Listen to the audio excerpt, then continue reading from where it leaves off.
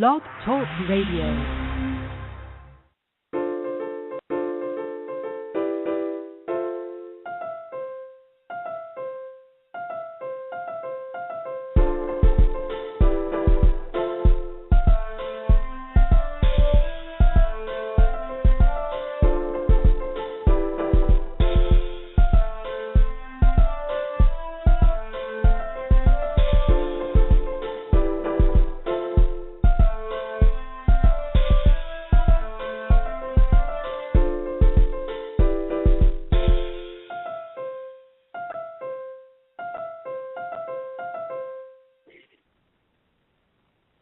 Welcome to the My Rays of Light radio show. I am your host, L.M. Young.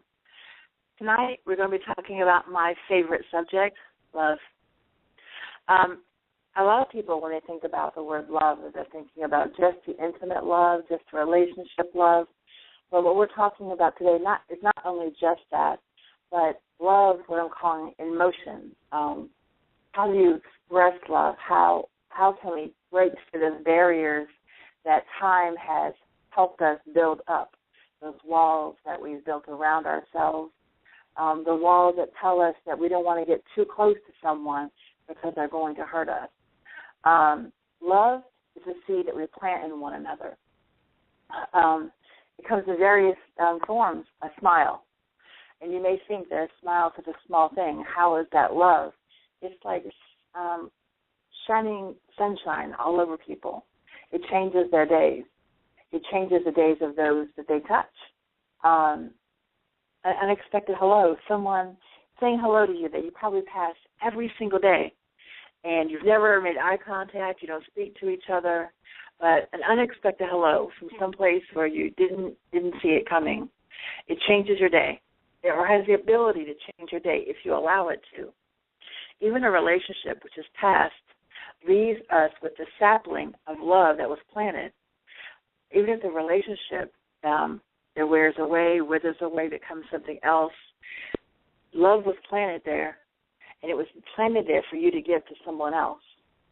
So this is what we're talking about tonight. We're talking about the love that is planted that we give to other people, and they come from unexpected places. I guess maybe a year or two ago, like I told you all before, I'm really active on Twitter and Facebook. And on Twitter, I was told about this beautiful, beautiful person called, his name is Ward Foley. Now, Ward Foley, or Scarman as they call him, or he is called, I was told you have just got to hear about this man. He just does these, fabulous things. And, of course, I'm always interested in that. I'm always interested in someone who is trying to do something for someone else. I think it's what we are meant to do. So I did some research on him, went to his website, wardfoley.com, completely amazed by him. He had this huge struggle within himself. In his own life, he had a huge struggle. And yet, at the end of that struggle, he is now reaching out to other people.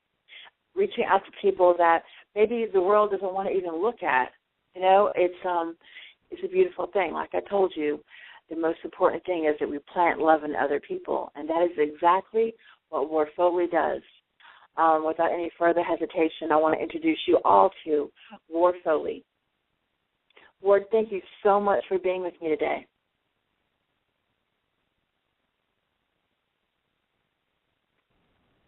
Are you there? Okay, he'll be with us in just a few minutes, but just to go into a little more about Ward Foley. He, like I said, has been through a lot in his own personal life, and he's overcome that. He's had the ability to overcome it. He's reaching out to other people that have illnesses or disabilities, and it's just very important that we're able to reach out. Yesterday when I was speaking to him, I was telling him that for a period of time I was in a wheelchair. And what I noticed in my period of time that I was in a wheelchair, which was brief in correlation to a lot of other people that have to live in it forever, is that what I noticed is that all that people ever really saw was the wheelchair. They didn't see anything else. They didn't see the woman. They didn't see the experience. They didn't see the light. All they saw was that bright, shiny piece of metal, and that can be a very discouraging thing whenever you are the one sitting in it. I think he's with us now, so I'll go ahead and start talking to Ward. Ward, are you there? Yes, can you hear me? Yes, hi. Thank you so much for being with me today. Oh, you're welcome. Thank you for having me. I must begin by telling you, when you were talking about the smiling at someone, my mother taught me since I was very, very young. She would always say, Ward, smile.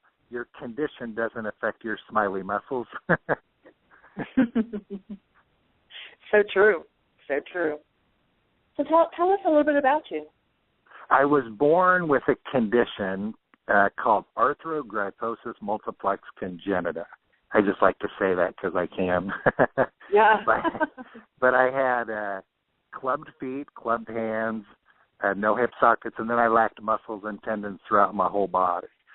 In fact, the first time my parents ever saw me, the doctors had already put casts on my arms and legs and a device to help me develop hip sockets. I've had about 30-some major operations. My parents taught me since the day I was born, or since I can remember, that I was given life. I wasn't given a good life or bad life. That was going to be up to me. And that to look for the good in things and to always focus, on being thankful for what I have. And two of my surgeries, where they reconstructed my ankles and my knees and my wrists. And I always tell people, especially little kids, they had taken all the muscles out of my chest, the pectoralis muscles, and put them in my arms to give me biceps. And it's just amazing. I could barely lift a glass of water, maybe an inch off the table, and then kind of grab it with my teeth to lift up to drink. And now after the muscle transplants, by myself and lift, a glass of water, a bottle of water. So I do really well. Every surgery I've had has benefited and helped me, become a little bit stronger. I walked when I was a little over 2. I wore leg braces. And surgeries, to me, were just kind of like somebody going to the dentist. I tell people all the time that I feel blessed to have been born with my problems because I've had my whole life to learn how to deal with them. But the disability type stuff, the handicap stuff, I went to preschool, and I grew up in Sacramento, California, and I went to preschool, but it was actually called Star King Exceptional School, and it was for kids with disabilities.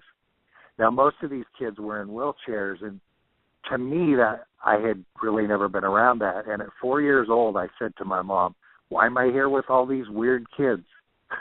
And my mom said, Ward, you're there to help them. And I never forgot that. And I thought, how neat. My mom was teaching me about helping others at 4. And in kindergarten, I got to go to a so-called normal school. And I thought that was so neat. And I learned how to tie my shoes all by myself. By the way, my teacher in kindergarten was a former Miss California. And my mom used to say, I've never seen so many dads at parent-teacher conferences. But I had all these surgeries, and I think the being teased and being made fun of and laughed at and things were probably one of the hardest things for me to deal with growing up. And I got to play baseball. I wore leg braces 24 hours a day, and my hands were still clubbed at the time. But I got to be on a team, and in fact, I used to beg my coach to let me pitch a game, and he never would. And to throw a ball, you can only imagine, but I would kind of throw it sidearm. I would swing my body around and throw the ball and kind of use that to throw. Well, anyway, one time he let me pitch, and I struck out 7 or 8 kids in a row. And here I come, trotting off, and I said, see, you should let me pitch every game. And he said, the only reason you struck the kids out is because they all thought you were going to hit them with the ball. Wow. I think it's important, the lesson that your mother was teaching you, I think it's important because I truly believe that if we are of the mindset that we're helping other people, that our situation doesn't seem as grim. Absolutely. We're concentrating on other people. We're trying to lift them up. We don't have time to be thinking about how we feel, how we look, our disabilities, our illnesses, our situations seem minimal when we are trying to shine light on other people. She taught you a great lesson, Yes, when I was about 19 years old, and arthrogryposis is very rare, but I had never met anybody with the same condition as me. And my doctor asked if I'd meet this boy. He was about 12 or 13. And I'll never forget this day because I remember him walking up my parents' driveway, and I looked out the front window, and it's not nice, but it's the truth. I said, Mom, look at that boy. He walks funny. He's weird looking. And my mom said, Ward, he looks just like you. And wow. It was amazing because I got to shake somebody's hand who had a hand like mine, and I got to see how everybody had seen me. And those few hours I spent with him, all of a sudden, all those surgeries and being teased and made fun of meant something because I was able to help somebody else. Absolutely. We often, I think, don't look at ourselves like other people look at us. Right. Sometimes we're harder on ourselves, but sometimes we're not. And the idea that you were able to see someone that looked at least similar to how you look, I think it's a lesson in humanity. We often don't see it. I have lupus, and so a lot of the times you'll see people that have lupus. You really can't tell with lupus unless there is usually a secondary illness that goes along with it. And then you're looking at people saying, what is it about them? And there's something inside of you that says, these seem familiar, but not. And it's just that they're going through the same thing that you were going through. Wow. It's a brilliant thing. Within your family itself, by your mother not, she could have done it completely differently with you. She could have babied you or aided in you feeling sorry for yourself. But instead of doing that, she's teaching you. She taught you a lot. I think that the lessons that she was teaching you really helped in what you're doing right now. Absolutely. Because she taught you humanity, and I think that's something that sometimes we forget. It's taught. We learn that from home to begin with, how we're supposed to reach out to other people, how to lift them up, I think it's a wonderful thing. It's just a beautiful thing. I had a lot of love and support in my life, obviously. From my doctors, my parents, and brothers, and everybody in my life. It seems they gave me so much love and compassion and empathy toward me. I feel that is a lot of reason why I am who I am. It's a blessing. It really is a blessing. Because I've read, I've gone to your Facebook page. I've seen, the beautiful things that people have written about you and how the difference that you have made in their lives and the lives of children, within their family. Because, of course, we all know that whenever you are uplifting someone, you're also affecting everyone that they come into contact with. You make a difference. And you make a difference because you're not, in my opinion, you're not emphasizing on the illness or the disability or whatever situation they're going through. You're not emphasizing that. You are emphasizing on the person. And like I had mentioned earlier, that the wheelchair became more important than I was. And that's the first thing that people see.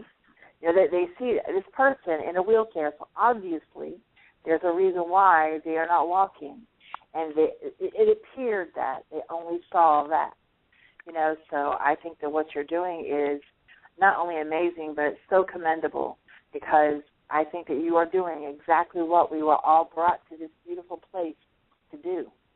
And that's one of the reasons why I couldn't wait to have you on the show, because what you do is the most beautiful thing ever. It really is.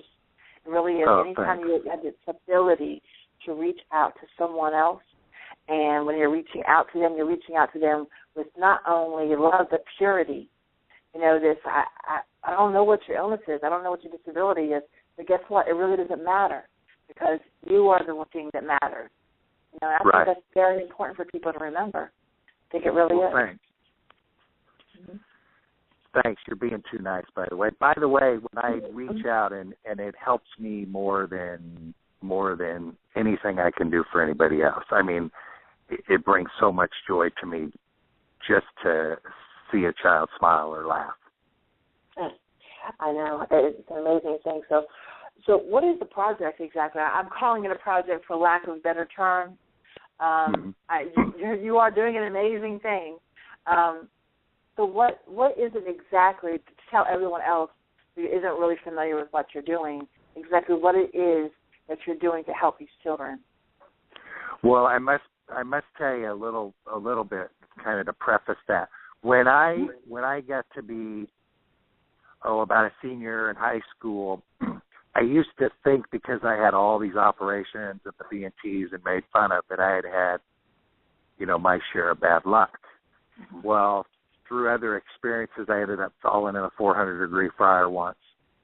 And then I also had gotten nearly killed by a drunk driver. And wow. I realized, again, that I wasn't given a good life or bad life, that was up to me. But the one thing that I think bothered me, probably if not the most close, was that acceptance of myself. Mm-hmm. The teasing and those things, especially when you're a teenager and dating, and I mean, that's hard anyway. But mm-hmm. I just, for some reason, was having a hard time accepting and liking who I was. My parents had told me all along, that I had to like what I saw when I looked in the mirror. Well, it really was hard. And as I began doing speeches and began just doing things, living normal life, I realized that a lot of these other people, even if they're so-called normal, go through the same things.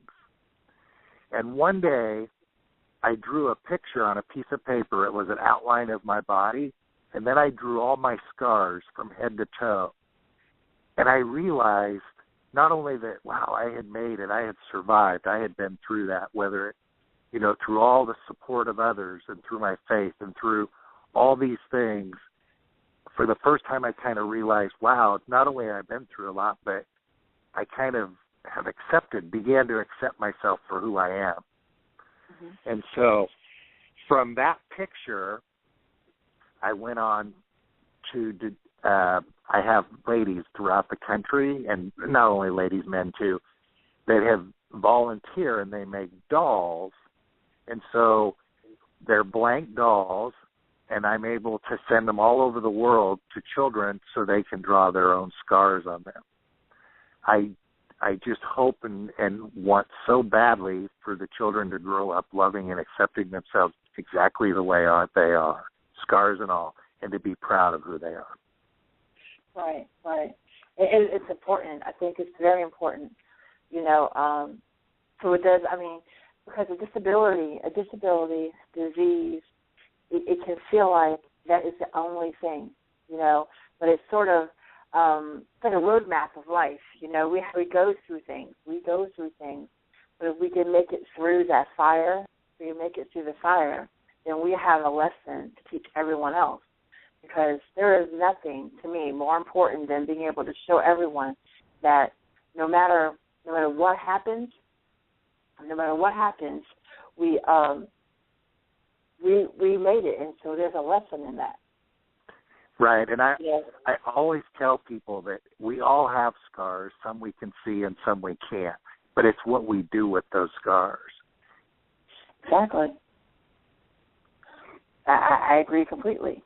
I think that we can make it okay, or we can make it the worst thing ever. Like I said, I have lupus, and so I always try to show people that I have lupus, but it doesn't have me. It's something that I've gone through. It's something that I've dealt with. But it doesn't necessarily have any control over my life. Mm-hmm. And so maybe I have a lesson that I could share with someone. How just to smile through it, just to smile through the storm, because the storm isn't going to last forever. It's not going to last forever, and hopefully what you're doing is you're teaching other people how to embrace their lives. They can embrace the lives of others. I think that is so important, to be able to do that. You are doing great things with these children. Not just, like I said, not just the children, but the families in general, because they can see that you made it. You made it, and now you not only made it, but you're making a difference. And that is important. That is important. It's important. I think that we all do that. We start making a difference. So you have these people that are making these dolls for you, and so you're sending them out to all the children you come in contact with, or people contact you, or how does that work exactly?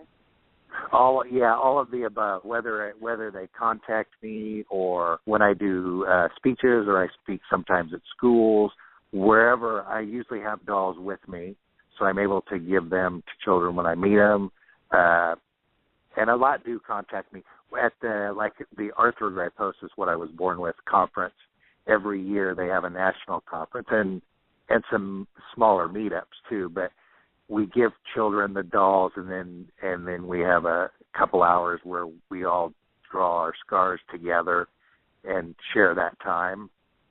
And it's really, really exciting to see little kids draw their own scars and say, look at this doll. It looks just like me. Wow. It's and all the pictures I see of you and the kids, they're always smiling so big. I think it's so important that we're able to do that. Sort of shine that sunshine on people. It not only does it contribute to their moods, but into the healing process. It's very, really important to go at things with a very positive outlook. And it can be really easy. I mean, you have been through a lot. You've been through a lot. So if anyone were to say, you are justified in however you think or feel about anything, and you could always carry around this dark cloud saying, look at all the terrible things that have happened to me. But because your mother, your family loved you so much, that they're saying to you, you had a life, and you get to make it whatever you want it to be. You don't have a bad life. You don't have a good life. In truth, none of us do. We get to decide. We get to choose every day what we want to do with our particular lives. And the fact that you have taken everything that you went through and you have flipped it so that everyone can see that, look, this happened to me, but I'm still smiling. I'm still here. I'm still giving back. And hopefully people will see that that's a thing that they should be doing also. They haven't had to deal with quite as much. But I think that we all have our own little private wars we're fighting. Just most of us can't see them. Absolutely. When I speak to a lot of junior high school kids, ask me, how come you always seem to be happy? And my answer is, I'm not always happy. I have tough days too, but when I get out of bed and I can walk to the bathroom, brush my teeth all by myself, I am happy, and I'm appreciative that I can do that. And I tell them that your perception is always yours. It's being thankful for what you have and what you can do, and then taking that and going out into the world. Because when you walk, you've said so many times, just that smile, just a little smile to someone can absolutely turn their day around, and that's not hard to do. I know, I mentioned to you last night, I volunteer for hospice, and that's like one of my most fun, exciting things I do, because it's so simple. All I have to do is be there, hold their hand, or listen. How hard is that? And it brings joy to people. Right. And compassion does that. Compassion does that. And you're right. I'm always saying this, a smile doesn't cost you anything. It doesn't cost you anything, and it can do so much. Its effects are long-lasting. It's like a ripple in the ocean. You may not realize how it is, but eventually that ripple becomes a wave. Yeah. And it makes a difference. It moves mountains for people, and that is so important. That is so important. But what we're getting ready to do right now is we're going to take a brief commercial break, and then we'll come back and we'll talk more with Ward Foley and Scarman. Thank you so much for listening to My Rays of Light. I'm L.M. Young.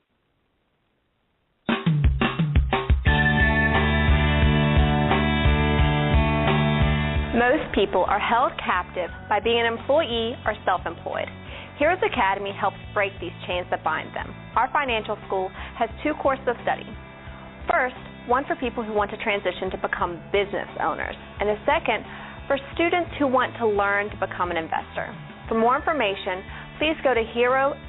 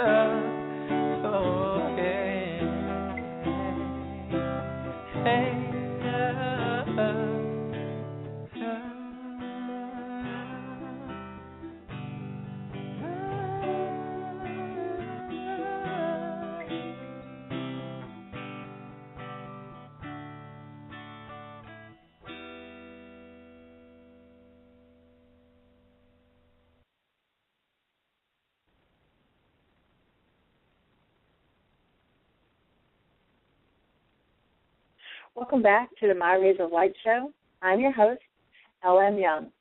We've been talking with this fabulous angel, Ward Foley.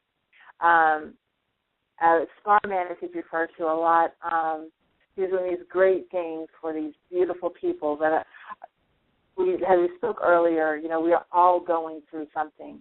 They're all going through something. And he definitely has had his share of things to go through. He really has. You know, and as we spoke on earlier, that anyone could say to this wonderful man that he's dealt with enough, you know. Just go on with your life. Don't worry about anybody else. Just keep moving. However, it is not what he does. It is not what he does. What he does is to shine light on other people. What he does is plant that seed of love in other people, because it is a necessity in life. It is a necessity. If we are going to be productive people, we have got to learn how to love each other, because that love, it grows. It grows so quickly and so fast and so beautiful. It's like a garden of wildflowers. It grows just because it is, you know, and every once in a while we have to be that sunshine that helps those flowers grow, and that's exactly what Ward Foley does. Ward, thank you so much for joining me tonight. I am so amazed by everything that you're doing, and can really touched by all of the people that you are doing so much for. You know, as we talked about earlier, we are all going through our own war, and you are helping these people, these beautiful, beautiful little children. You are teaching them compassion and humanity through example. And I just really want to commend you for that, because it really is a beautiful thing that you're doing. Oh, thank you. Thank you. But like I said before, it really is more rewarding for me in a sense. I mean, I get more out of it than I could ever give to anybody. Right. That's understandable. And it is understandable, because I do, like I told you before, I feel confident that whenever you are giving back to other people, whenever people in general are giving back to other people, that they have nothing to gain other than the idea of doing it. I mean, you have nothing personal to gain by doing this, other than the fact that it's your life's gift.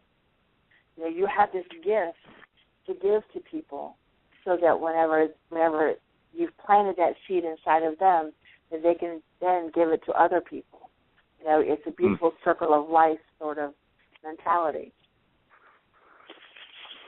You had mentioned earlier about your lupus or being in the wheelchair, and I just wanted to say regarding that is we are not lupus, or we are not the wheelchair, and I try so hard to let the kids know that what their scars, the way they walk, whatever, that isn't who they are, that love inside of them. I also tell people all the time, you know, the more love and acceptance we have of ourselves, the more of that we can give to others. Mm-hmm. That's so true. That's so true. It is an important lesson. It really is. There was nothing I can think of nothing worse that has ever happened to me than that moment. And it was like I told you, it was a very brief moment. I was hospitalized for close to 2.5, 3 months. And so when I came home from the hospital in that wheelchair, I wasn't in it long, but the experience of it was everlasting. I realized that how difficult it is. It was difficult being in that wheelchair, and then I didn't know what to say.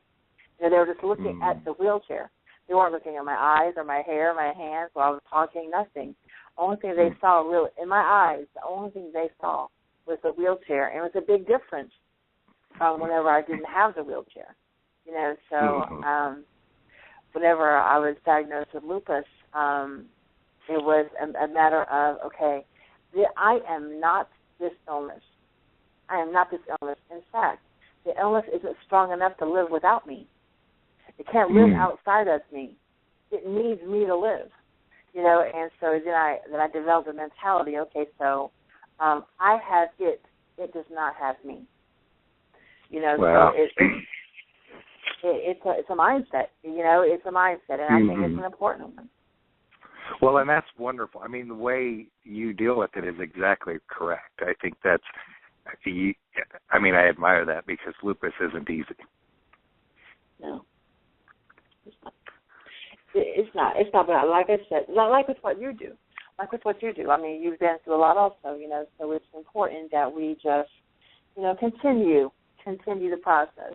And I think that that's exactly what you're doing by shining, your love on these children.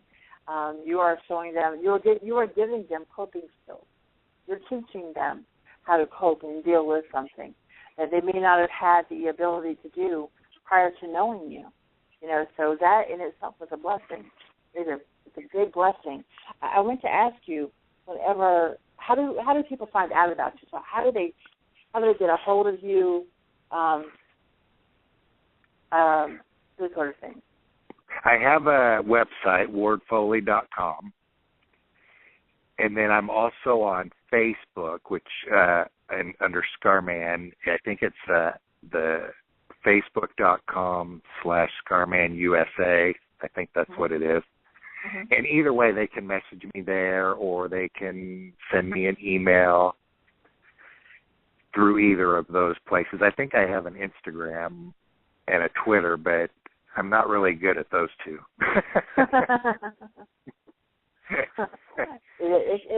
Sometimes it takes some practice with the social media stuff.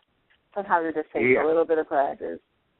And I try to feature the children, and I must tell you first too, every family that I've met with, arthrogryposis, wow, the parents, what a blessing. Parents will ask me once in a while questions, and it's just amazing at how many of these parents are just like my parents. And I always tell them, when you do something out of unconditional love for your child, it won't be wrong. Just trust and believe in yourself. But, oh, how blessed these kids are to have these parents. Mm-hmm. Mm-hmm. It's important. I mean, the role of parenting is so important, and it's one that is minimized, I think, or minimalized. It's very important. Very, very important role. The most important profession you could ever have is the role of a parent. Absolutely. You're molding a spirit that's going to grow into an adult that is also going to be molding someone else's spirit. Even if you don't have children, you're touching the lives of children. I also heard that you have this other great project coming up in about a month. What's going on? Okay, yeah, I'm really excited about this, but I got to tell you one other thing regarding the parents. For sure. I always tell parents that it was much easier being me than a parent is me. And I realized that when I got older, that those struggles and that pain of the emotional struggles within yourself are a lot harder than being grown up me. Mm-hmm. I hope that made sense. It makes sense. It makes sense. I mean, to me, it makes perfect sense. The experience of us is always going to seem harder than, whenever other people are looking onto us. Mm-hmm. I was in the hospital for a long time. I think the hardest thing about me being in the hospital was that there were people that had to watch me being in the hospital. Exactly. People that you love, they feel helpless. There's not a lot they can. All that they can do is try to change how you see it, because their experience. My family experienced a lot, in the period of time that I was in the hospital. So I understand what you're saying in that, because I can only imagine what that was like for my mother. Where doctors would say, "We don't think she's going to make it. We don't think she's going to make it," and then I would get a little bit better, and everybody this big sigh of relief, and then I would get worse again. Mm. So I think it's much harder for people on the outside looking in, simply because, it's just harder to have to watch it, especially if it's someone. Well, and they're so helpless. They're so helpless in what they can do for you as far as other than being there. They feel that way. Exactly. I think we have a caller on the phone. Ms. Kidwell, she wanted to say thank you to you. Let's get her on the phone for just a second. Okay. Hi, Ms. Kidwell. Hi. How are you? Thank you for joining us. Good. How are you? Oh, great. Thank you. I was just calling to say thanks to Scarman. He inspired me. My daughter, she has the same thing she has. She's a little girl. She's 5. Oh. Hi, Sarah. Thanks for calling.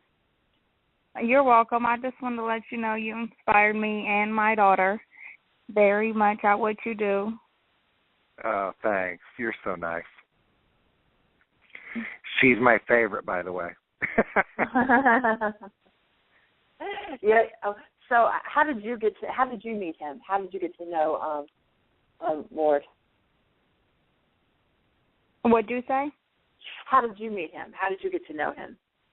I got Facebook a couple years ago, and I found out about him through Facebook, and then we got in contact, and I met him at a mini meetup, and he's awesome. He inspires a lot of kids, not only with arthroptosis, everybody. He helps me when I have hard times. He is like that. He is like that. He's one of those spirits that just gives back. He has a very warm energy about him. I agree with you completely about that. He really does. He really does. Hey, Sarah, yes. Didn't you get a Scarman tattoo, a little doll? Yes, I also got a tattoo of Scarman, and it says, "I have made you and I will carry you," and it has my daughter's scars. And every time she has another surgery, I get her scars added to it. Wow. Isn't that beautiful? I think that is amazing. It's so beautiful for your daughter, although I wouldn't get a tattoo because it would hurt. Yeah. Well, it fit because she cannot walk yet, so I have made her and I carry her until she's able to, and she will. She will. Wow, that's an amazing thing. That is amazing. Thank you so much for calling in today. Well, thank you. Yeah, thanks, Sarah. You're welcome. Thank you. Mm-hmm. Bye. Bye-bye. Bye-bye. The project you mentioned earlier was that I'm working on a Scarman coloring book that'll be out in about a month. And it has the Scarman doll in every picture. It's just a regular type coloring book where the doll is doing different things, playing soccer or baseball or dancing or whatever, is in a coloring book. But those kinds of pictures, and then the kids can color the pictures, and in every one they can draw their scars on the doll. Wow. That's really nice. And so where would they be able to purchase it? Through wardfoley.com, WARDFOLEY.com, or they can, contact me through Facebook or my email, whatever. That's good. And what's your email address again so that everyone out there will have it? My email address is ward, W-A-R-D, @ and then wardfoley.com, WARDFOLEY.com. And they can reach you on Facebook at Scarman USA? Yeah, Facebook. I think it's facebook.com/Scarman USA. But if it's one of those pages on Facebook they have, I think even if they looked up Scarman, they could probably find it. Yes, and if they go to the website, if they go to Facebook, if they click on our links or on the May We Help You event link, it'll also show, I have this link for Scarman. There's a Facebook link up there for your Ward Foley page and for Scarman, so they can get you at either one of those also. Oh, great. Thanks for doing that. Oh, sure, definitely. I mean, the pictures that you post are just great of the children, and, you're doing so many wonderful things. I don't think there's really enough time to tell you exactly how much I appreciate what you're doing. And I'm certain that definitely so many other people appreciate what it is that you're doing, because you are, for lack of better words, moving mountains. You are moving people. You're moving their hearts. You are letting them know that they're not alone. And as parents, we have children that have disabilities, like we spoke about a few minutes ago. It's difficult. It's difficult to have to watch it, only because you love these children. You love them, and you're trying to figure out, how do I make this the best experience possible for them? So I think that whenever they find someone like you who is like-minded, and is saying that I feel the exact same way that you do about it, and they feel for at least even if it's only for a moment, or even in this moment, we are not alone, and that helps people. That does things for people because, in general, we all want to feel like we aren't. We all want to feel like we're a part of something. And a lot of the time, whenever we go through an illness or situation or, a disability of some sort, we can feel like no one else could possibly understand what this feels like. And I think that what you're doing is you're showing people that it's not true. I do know what you're going through. Even if it was slightly different than what I went through, understand that at this moment in time, you're not alone. And I think that is so important. I think it is very important for us to be able to reach out to people in that way, and you're doing exactly that. Well, thank you. That's very nice. And the coloring book is going to be available, we said, next month in February? I believe in about a month. We're in the final stages, a couple more weeks, and then they'll start printing it. Okay. So I'm thinking by the end of February we should have it out. Okay. I mean, by February. This is January. Sorry, I lost my mind for a second. Yeah, I think that definitely keep me posted about it because I would love to let everyone know also whenever the coloring book is going to become available because it's really, I think you're doing great things. I really do, and I'm just glad to help in any way that I possibly can with it. Oh, thanks. Sure. Well, it appears that you have another caller. Tina and Cody are on the line. Tina and Cody, are you there? Hello? Hi, how are you? We're good. How are you? I'm good. Thanks for calling in. I'm here today with Ward Foley.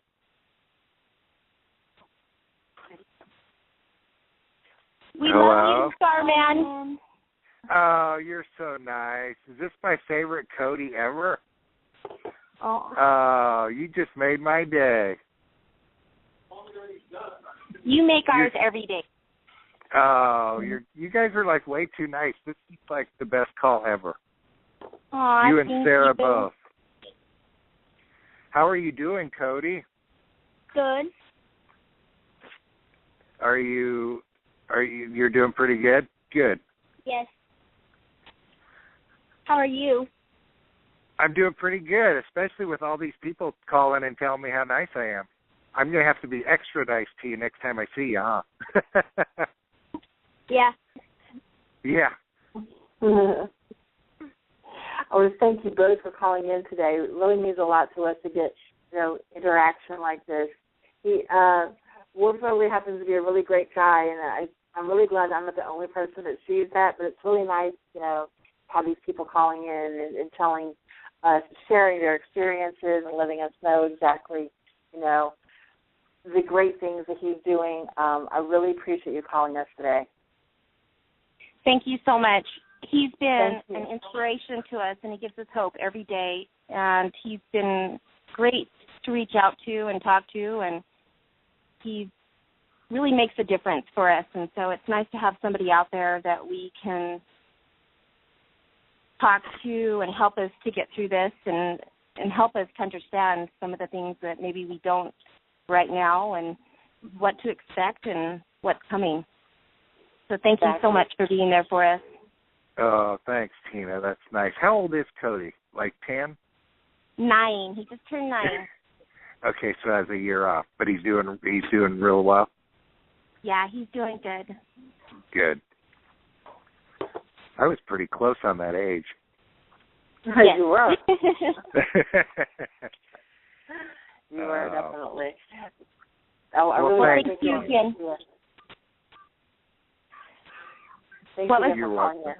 We really appreciate it. Thanks. That was nice. It was. It was really nice. They love you. They love you. Like I said, that smile goes a long way. It really does. Hey, did I tell you people born with arthrogryposis have above average intelligence? People never believe me, but it's true, and it's not me necessarily, but with the kids. It's a great thing. I mean, okay, so first of all, I wanted to thank you so much for being on our show tonight.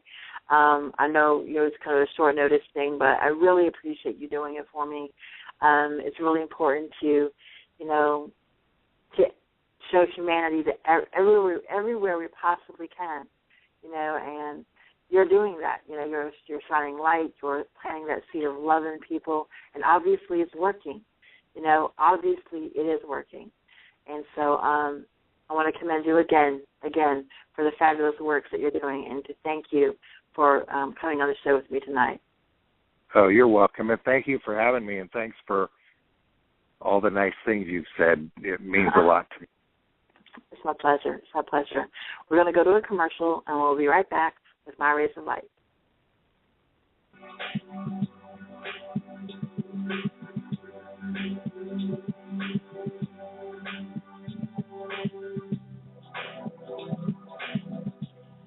Slantress, a noun meaning a woman with a vision and the heart to follow it.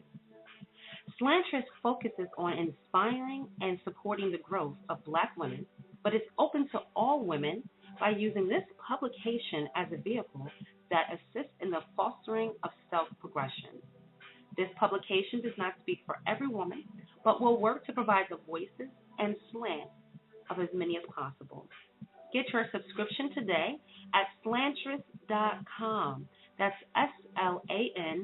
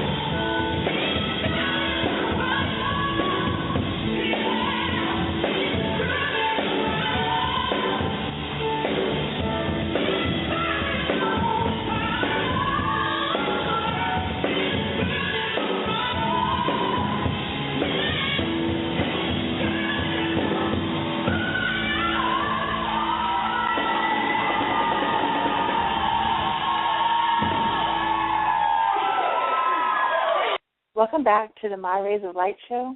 I'm your host, L.M. Young. I wanted to thank Ward Foley for being on the show with me this evening. It's really always an honor to meet people that are touching the lives of our young people and doing so in such a beautiful way. Tonight we're talking about love and all that means, planting love inside one another, planting love in the hearts of each other. It grows. That was never more abundantly clear to me than last year in 2012. In December of 2012, you become a writer. Whenever you start writing, the purpose of doing that is so that everyone, hopefully, people will read what you are writing and they will like it, love it, comment on it. The intention, of course, is to touch the hearts of other people. And last year, in 2012, December of 2012, I read an article about a couple who had been married for 62 years, Melvin and Doris Cornelson. And they've been married for 62 years, and they died within hours of one another. I was moved by this love story. It touched me in such a way I could not help myself. I absolutely had to write about this love story. Now, I had never met either one of these fabulous people. I had never met any of their family, had never spoken to anyone. I just saw the article and thought, this has to be written about. This absolutely has to be written about. So I did. So I write a poem and I posted on my WordPress page. The outcry from this story was amazing to me.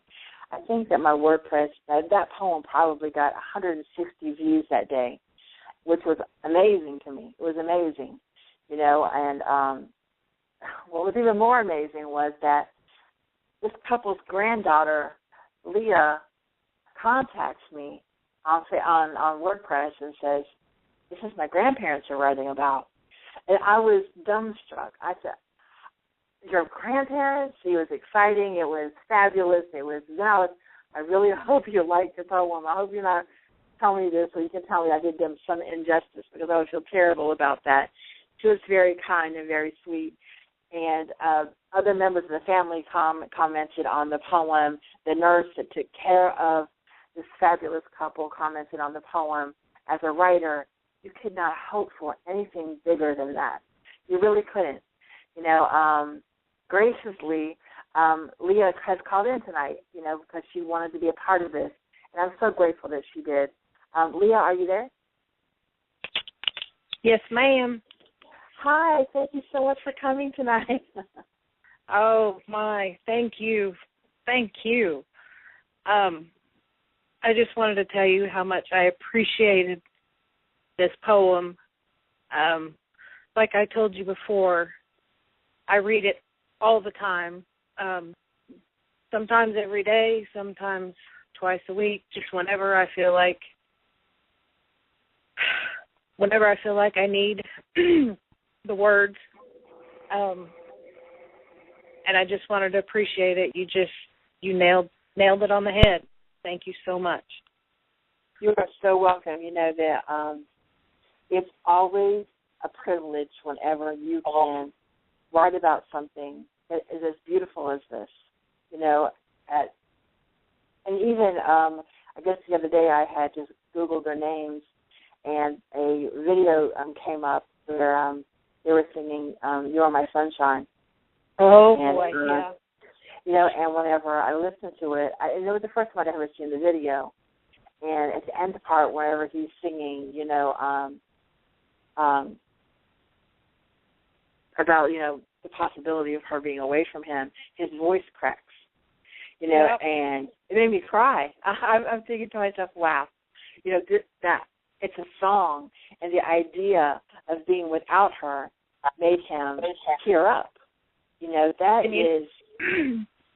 That was only 3 or 4 months before they both passed. Wow.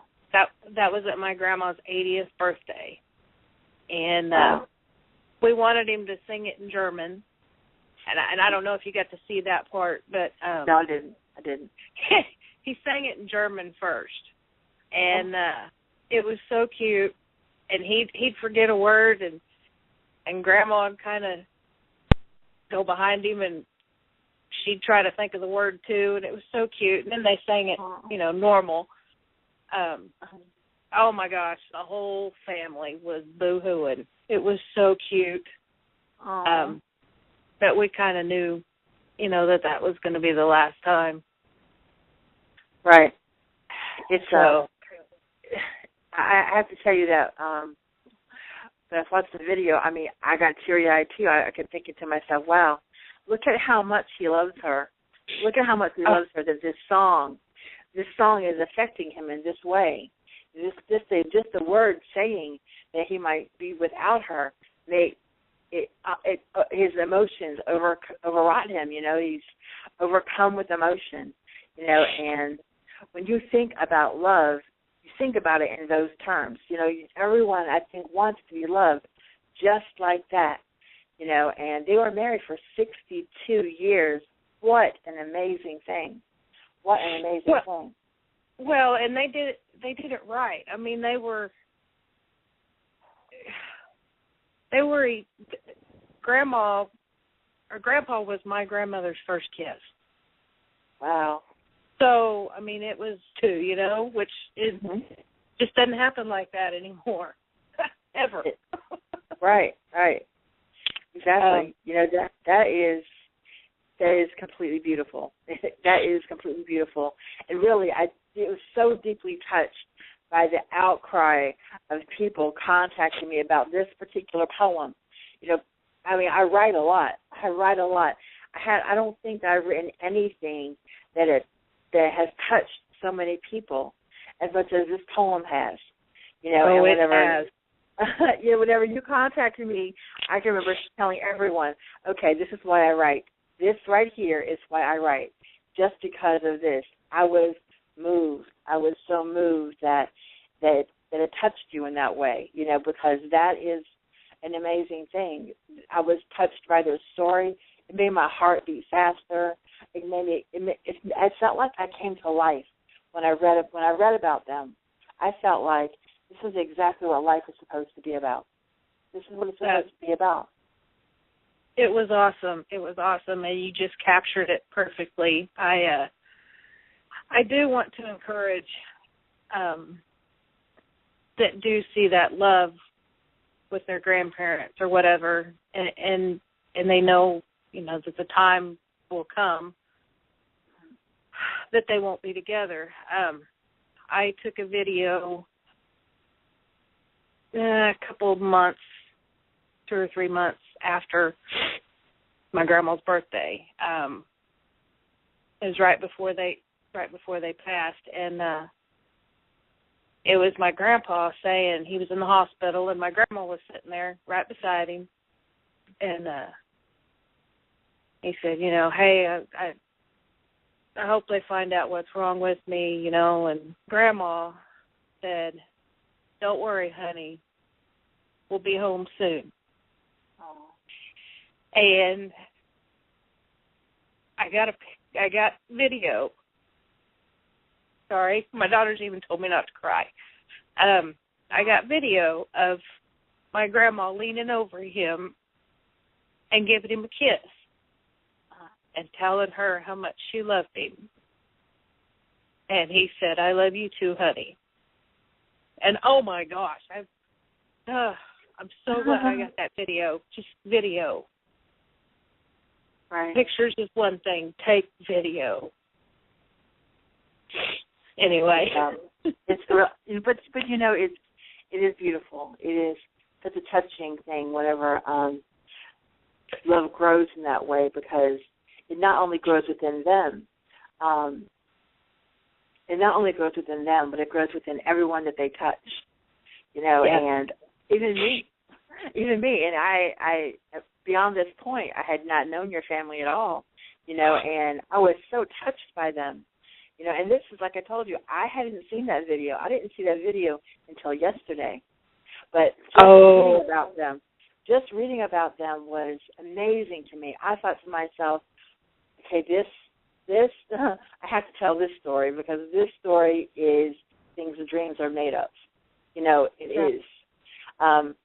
Your Aunt Candy is on the phone. Oh, good. Candy, are you there? Yes, I am. Hi, thank you so much for calling in. Well, thank you. We were just talking about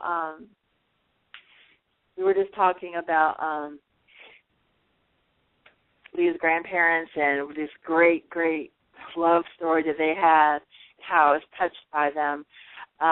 Is there anything that you want to share with us tonight? They were great parents. They taught us well. They raised us in a Christian home, and life wasn't always easy. They had their ups and downs too, but I think they showed us how to work through that in life. And that's important, and that is so important. Like I was telling Leah that, this is a story that is far-reaching. It's far-reaching. Its impact is deep. I was touched by their story. I hadn't seen the video until yesterday, but the story itself was touching.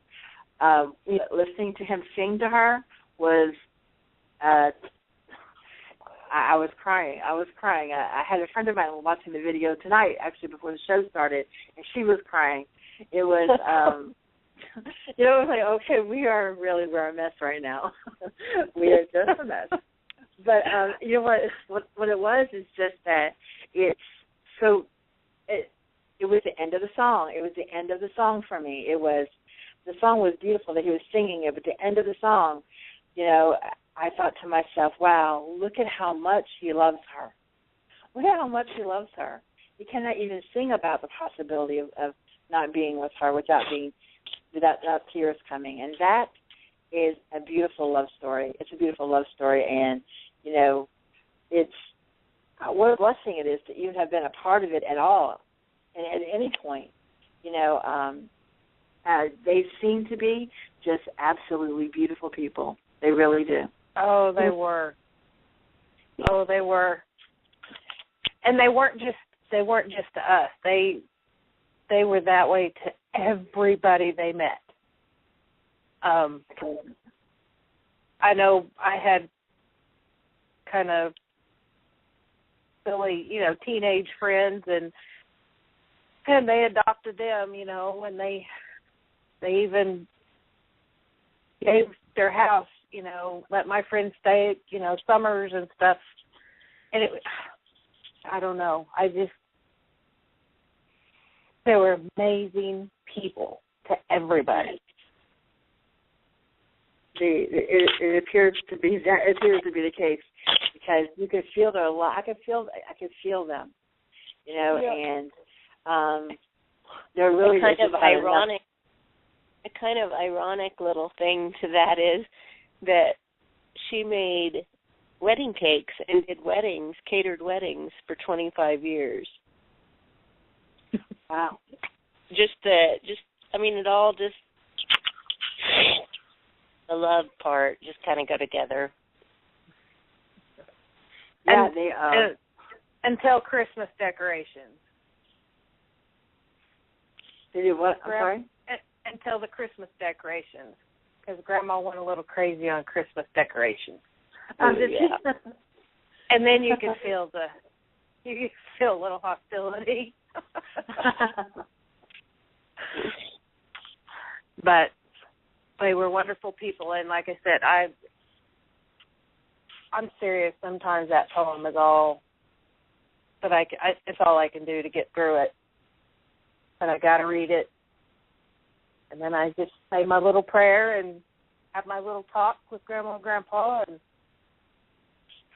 I have a picture of Grandma on my refrigerator, and it's of her and me and Candy. And Grandma is laughing so hard. and I don't know what she's laughing about. Yeah. But every time I open the refrigerator, I talk to her. I know that sounds crazy, but it's just no, it's not. It's not. What do you think? What do you think is the most important lesson that you learned from them? Oh my gosh! Keep your sense of humor. Never stay mad. Never stay mad at anybody. I don't know. You could do something wrong, and she wouldn't be mad. Neither one of them would be mad very long. They never held a grudge towards the family, anyway.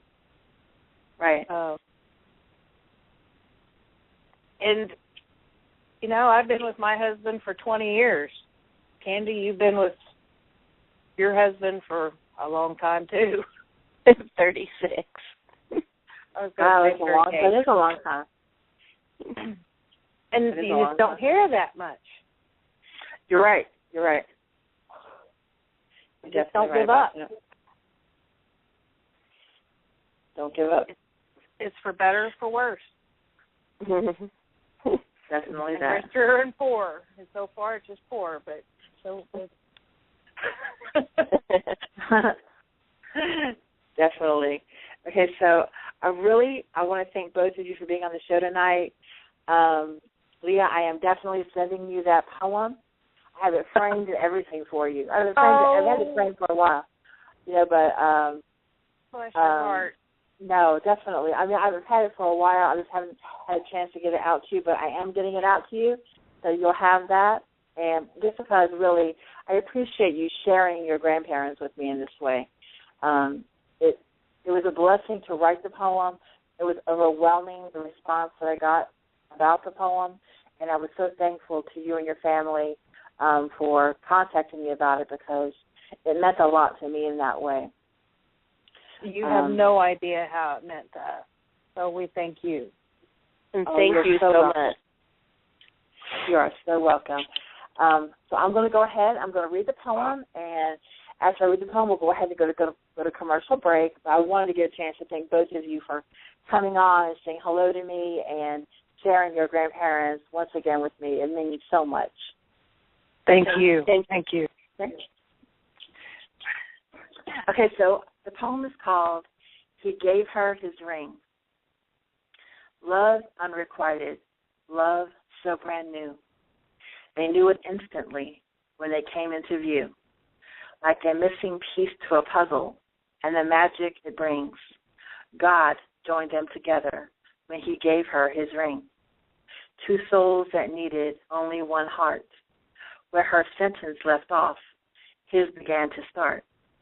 After 62 years of wedded bliss, only having an us, not hers, not his, walking through life together, happily as one. But before it was over, said and done, as he slowly walked up heaven's golden stairs, she whispered softly, I'll meet you there. And a few hours later, after her love passed that day, his loyal soulmate faded away. This bittersweet moment, life's true tale, that love conquers all without fail. Their life was made full by our blessed King. It goes to show what true love means. They said she died from a broken heart, but I think it was a beginning, a divine new start. So rest in peace, and with the angels sing this love story that started when He gave her His ring. We'll be back in a few moments with My Rays of Light. Incarceration doesn't just affect the one behind bars. It affects everyone. Here's your chance to let others know that being locked up leaves others locked down on the outside, hurting emotionally, economically, and spiritually. We want to know how you feel. Go to www.lovelockdownseries.com and make your creative voice heard. lovelockdownseries.com. We are listening.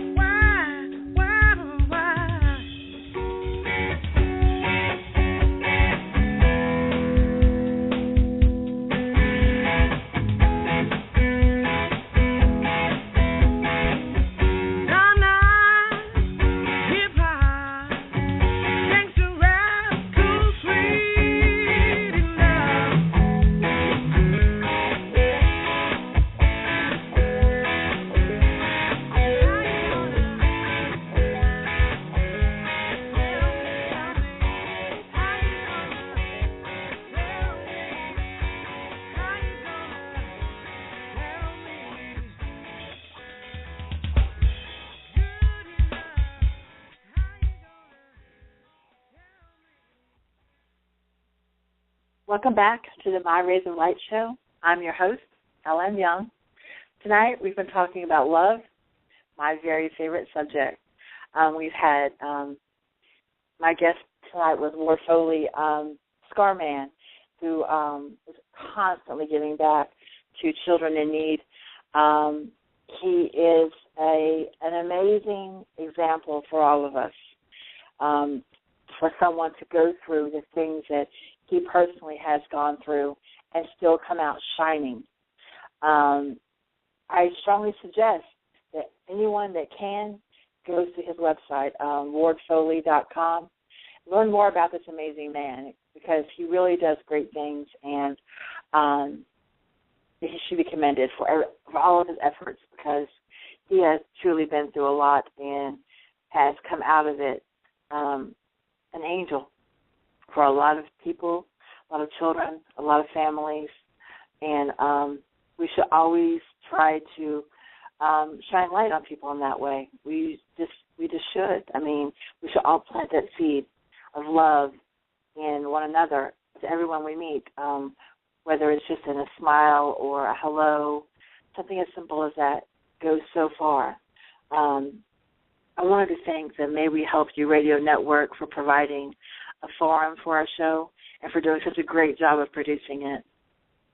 We also wanted to thank our sponsors, Slantress Magazine, Chere, Cofield International, and Heroes Academy for all of their great works. Love is an important part of our everyday life. It's part of who we are. We were created from it. It is the essence of what we are. It is the thing that makes you stop. It's the thing that makes you take a second glance. It's that moment that you make eye contact with somebody and you tell them with your eyes, you are not alone. Whatever it is that you are going through, whatever road you are taking, whatever path is taking you there, you are not alone. You are brought across my path for a reason, even if that reason is just for me to smile at you so that it gives you enough fuel to move along to your next path. It's an important lesson that we are definitely supposed to be teaching one another. We are all fighting a silent war. We may not know what it is, but definitely we're all going through something. And if we look at compassion eye to eye, then we will always know that we're not alone. There's always someone that, even if they haven't gone through the identical thing that we have gone through or are going through, it doesn't mean that there is not understanding there, because we all understand that life can pull you down. It can pull you down if you let it. Ward Foley told us early in the show that he was taught as a child at the age of 4 years old. You have been given a life. It is not good. It is not bad. It is whatever you choose for it to be. That is the essence of what love is. It gives us the ability to decide, what are we going to do with our life today? How are we going to change someone else's life today? And know that whenever you do smile at that person that you did not expect to receive a smile from, when someone is smiling at you, they are not only changing your day, they're changing their day and everyone's day that you touch. It changes everything. It changes the dynamics of that moment. We can change everything that's going on in our lives and in the world every day. When you wake up, you just have to decide. You just have to decide that today I am going to be better than I was yesterday. Don't worry about being better than someone else. You only have to worry about being better than you were yesterday. I'm very interactive on the Internet. Please contact me at Twitter. My name there would be Light Rays and then the number 1. Contact me on Facebook at LM Young. I'm very interested in everything that you have to say. What are you interested in? What ideas do you have? What are you going through? It's important for us to remember that if we look for ourselves in other people, the negative emotions, the negative energy will be much more difficult to find. Hate and indifference only create barriers that were not intended to be there to begin with. We've created these emotions. We've created these barriers. We have decided that we are better than or not good enough. We decided that. That didn't happen to us. We made that decision. But the truth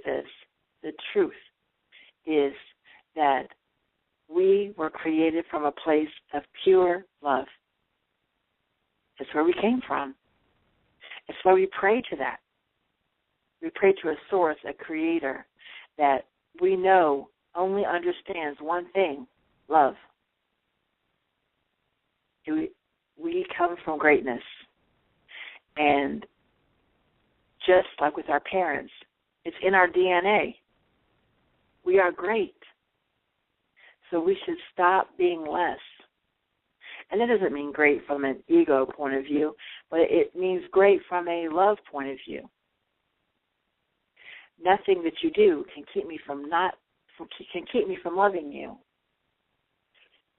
We may not be good friends. We may not be sitting next to one another at a family reunion, but we're going to love each other just the same. You were created from the same place that I was created from.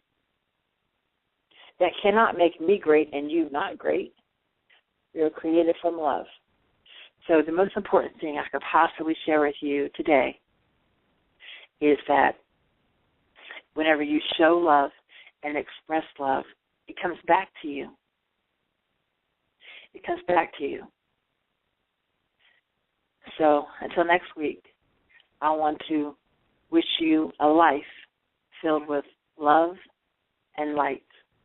I am L.M. Young, and these are my rays of light. Standing on the corner, watching people passing by, all alone without a soul, yeah. My guitar by my side. Nobody can see it. No one hears it calling my name.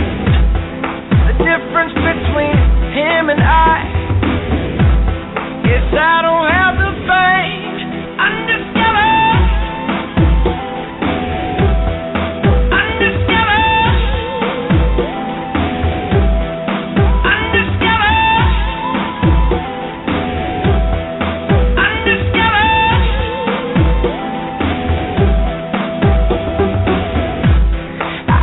For a blessing,